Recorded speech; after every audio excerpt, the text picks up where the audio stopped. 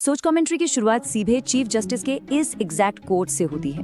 उन्होंने कहा कि, और मैं यहाँ कोट कर रहा हूँ, कुछ युवा कॉकरोचेस की तरह हैं, उन्हें रोजगार नहीं मिलता है, उनमें से कुछ मीडिया बन जाते हैं, कुछ आरटीआई एक्टिविस्ट बन जाते हैं और वो सिस्टम पर हमला करना शुरू कर देते हैं। अब यहाँ एक बड़ा चौंका देने वाला सच छुपा है। अगर ध्यान दिया जाए तो बेरोजगार युवाओं का सोशल मीडिया और आरटीआई एक्टिविज्म की तरफ मुड़ना, ये बात फैक्चुअल लेवल पर बिल्कुल सही है।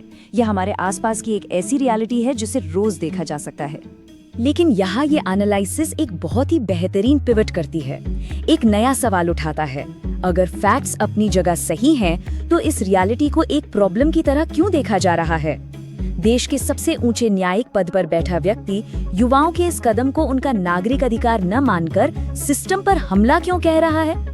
ये एक ऐसा सवाल है जो इस पूरे विश्लेषण का सेंटर पॉइंट बन जाता है।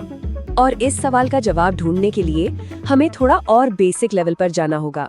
हमें समझना होगा कि एक हेल्दी डेमोक्रेसी का बेसिक नेचर आखिर होता क्या है और उसमें एक आम नागरिक का क्या रोल होता है।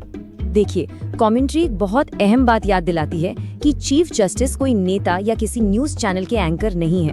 वो आर्टिकल 21 के कॉन्स्टिट्यूशनल कस्टोडियन है, यानी हमारे संविधान के रक्षक। और आर्टिकल 21 हर नागरिक को सिर्फ जिंदा रहने का नहीं, बल्कि पूरे सम्मान के साथ, डिग्निटी के साथ जीने का अधिकार देता है। इसलिए देश के सबसे बड़े न्यायाधीश द्वारा कॉकरोच जैसे शब्द का इस्तेमाल करना कोई छोटी मोटी जुबान की फिसलन नहीं मानी जा सकती। ये बिल्कुल एक गंभीर संवैधानिक मुद्दा बन जाता है। इस आर्ग्यूमेंट को अगर आगे बढ़ाएं तो कमेंट्री तर्क देती है कि जब बिना स्टेबल जॉब वाले नागरिक आरटीआई फाइल करते हैं, संस्थाओं से सवाल पूछते हैं और उनकी जवाबदेही तय करते हैं, तो असल में वो टेक्स्ट बुक डेमोक्रेसी का हिस्सा बन रहे होते हैं। ये कोई सिस्टम पर हमला बिल्कुल नहीं है। संविधान कहीं भी ये नहीं कहता कि नागरिक तभी हिस्सा लें जब उनके पास एक परमानेंट नौकरी हो। एक हेल्दी डेमोक्रेसी में इस पार्टिसिपेशन का जश्न मनाया जाना चाहिए, निंदा नहीं। और यहाँ आती है इस कमेंट्री की सबसे पावरफुल, सबसे central thesis. Language from power is not description, it is permission. इसका मतलब समझिए, जब सत्ता के सबसे ऊंचे शिखरों से ऐसे शब्द बोले जाते हैं तो वो सिर्फ हालात का वर्णन नहीं रह जाते, वो एक इनविजिबल परमिशन बन जाते हैं। ये शब्द पुलिस, ब्यूरोक्रेट्स और एम्प्लॉयर्स को एक छोटा सा इशारा दे देते हैं कि हाँ, इन नागरिकों के साथ थोड़ा कमतर व्यवहार किया जा सकता है। शब्दों का ये असर ग्राउंड लेवल पर बहुत गहरा होता है। इसी पॉइंट से एनालिसिस थोड़ा शिफ्ट होता है। शब्दों के इस वजन को, इस इम्पैक्ट को और क्लियरली समझाने के लिए एक डीपली सीरियस हिस्टोरिकल कॉन्टेक्स्ट का सहारा लिया गया है। यहाँ हमें डिह्यूमनाइजिंग लैंग्वेज या अमानवीय भाषा के कॉन्सेप्ट को समझना होगा। ये वो शब्द होते हैं जिन्हें पूरी दुनिया की अलग अलग कल्चर्स में सिस्टमैटिकली इस्तेमाल किया जाता रहा है, ताकि समाज के लिए किसी एक खास वर्ग को इंसान मानना थोड़ा आसान तरीके से बंद किया जा सके। ये शब्द धीरे धीरे इंसानी गरिमा को छीन लेते हैं। और सच कहूं तो जब ऐसी भाषा उन्हीं संस्थानों से निकलती है जिन्हें इन अधिकारों की रक्षा के लिए ही बनाया गया है, तो ये एक बहुत बड़ी और लाउड वार्निंग बन जाती है। इस बात का सबसे बड़ा उदाहरण कमेंट्री ने रुवांडा 1994 का दिया है।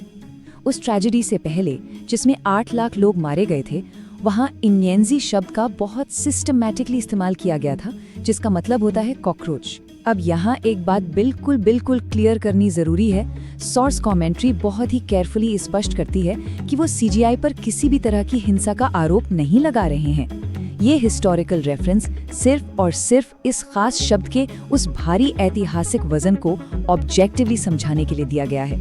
खैर, इस भारी हिस्टोरिकल डिस्कशन के बाद एक्सप्लेनर मुड़ता है ग्राउंड जीरो पर। देखते हैं कि पब्लिक का रिएक्शन कैसा रहा, जो अपने आप में बड़ा एनर्जेटिक, थोड़ा अजीब और काफी मैसिव था। उन शुरुआती 48 घंटों का टाइमलाइन बिल्कुल वाइल्ड था। सोच कर देखिए, पहले बयान आया, फिर सीधे पब्लिक आउटरेज यानी लोगों का गुस्सा फूटा, उसके तुरंत बाद सीजीआई का क्लैरिफिकेशन आया और उसके बाद ये गुस्सा शांत होने के बजाय एक ऑर्गेनाइज्ड, क्रिएटिव, सटायरिकल प्रोटेस्ट में बदल गया। ये पूरा ट्रांजिशन इतनी तेजी से हुआ कि सब देखते रह गए। अब चूंकि इस एक्सप्लेनर में हर पक्ष रखना जरूरी है, तो ये ध्यान देना होगा कि चीफ जस्टिस ने अगले ही दिन आकर एक फॉर्मल क्लैरिफिकेशन दिया था। उन्होंने बिल्कुल स्पष्ट किया कि उनकी बात को मिसकोट किया गया था। उन्होंने कहा कि उनका निशाना फेक एंड बोगस डिग्रीज वाले लोगों पर था, न कि देश के युवाओं पर, जिन्हें उन्होंने विकसित भारत का स्तंभ बताया। ये जानना कंट्रोवर्सी के कॉन्टेक्स्ट के लिए बहुत अहम है। लेकिन जैसा कमेंट्री हाईलाइट करती है, तब तक शायद बहुत देर हो चुकी थी। कॉकरोच जनता पार्टी का गठन हो चुका था। ये एकदम ब्रिलियंट और जॉयफुल प्रोटेस्ट था। इस पार्टी ने लिटरली अपना खुद का एंथम बनाया, फॉर्मल मैनिफेस्टो लिखा, एक 5 पॉइंट एजेंडा पेश कर दिया। यहाँ तक कि कुछ पॉलिटिशियंस ने इसमें इंटरेस्ट भी दिखा दिया। और सबसे विजुअल प्रोटेस्ट तब था जब इनके वॉलंटियर्स सचमुच कॉकरोच कॉस्ट्यूम्स पहनकर यमुना नदी साफ करते हुए नजर आए। ये एक बहुत ही क्रिएटिव व्यंग्य था। और इस सैटिरिकल पार्टी का स्केल देखिए, 1 लाख साइन अप्स, साथ ही लगभग 80,000 ऑनलाइन फॉलोअर्स, और मैं भी कॉकरोच का स्लोगन ट्रेंड करने लगा। कमेंट्री इस आंकड़े को सामने रखकर एक बड़ा सॉलिड पॉइंट बनाती है। जब कोई अपमान इतनी तेजी से एक आंदोलन बन जाए तो इसका सीधा सा मतलब है कि घाव पहले से वहां मौजूद था। इस शब्द ने कोई नया घाव नहीं बनाया, बस उसने पहले से दुख रही रग पर पूरी ताकत से हाथ रख दिया था। इस पूरे घटना चक्र से एक आखिरी और सबसे बड़ा मुद्दा निकल कर आता है। ये पूरा विवाद हमें भारतीय संस्थानों और आम जनता के बीच के उस गैप के बारे में बहुत कुछ बताता है। ऑथर का सबसे बड़ा आर्ग्यूमेंट यही है कि असली समस्या लीडरशिप का इंस्टिंक्ट है, उनका देखने का नजरिया है।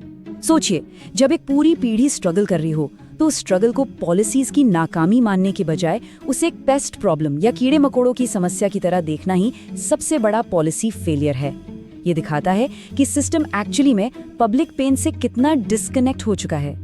क्योंकि ग्राउंड रियलिटीज तो वही है ना, मास अनएम्प्लॉयमेंट, हर दूसरे दिन होते exam paper leaks, gig economy का वो काम जिसमें फ्यूचर की कोई गारंटी नहीं, और पॉलिटिकल पार्टीज जो इस मुद्दे को सीरियसली लेती ही नहीं। हम समझ सकते हैं कि कॉकरोच जनता पार्टी एक शानदार सटायर हो सकता है, एक मस्त मजाक लग सकता है, लेकिन उसके पीछे का जो दर्द है, जो फ्रस्ट्रेशन है, वो बिल्कुल भी मजाक नहीं है, वो एक कड़वी सच्चाई है। और आखिर में ये एक्सप्लेनर एक बहुत ही प्रोवोकेटिव सवाल के साथ खत्म होता है। एक ऐसा सवाल जो सदियों तक गूंजता रहता है। क्या होता है जब एक डेमोक्रेसी खुद अपनी आवाज सुनना ही बंद कर देती है? क्या होता है जब परेशान नागरिकों को कीड़े मकोड़ों की तरह डिसमिस कर दिया जाता है? सोर्स हमें ये सोचने पर मजबूर कर देता है कि अगर संस्थाएं एक पूरी जनरेशन को इसी तरह अनदेखा करती रहीं जब तक कि उन्हें ये न लगने लगे कि अब उनके पास खोने के लिए कुछ बचा ही नहीं, तो फिर नतीजा क्या होगा? इस गहरे सवाल पर जरूर विचार कीजिएगा। इस एक्सप्लेनर में हमारे साथ जुड़ने के लिए बहुत बहुत शुक्रिया।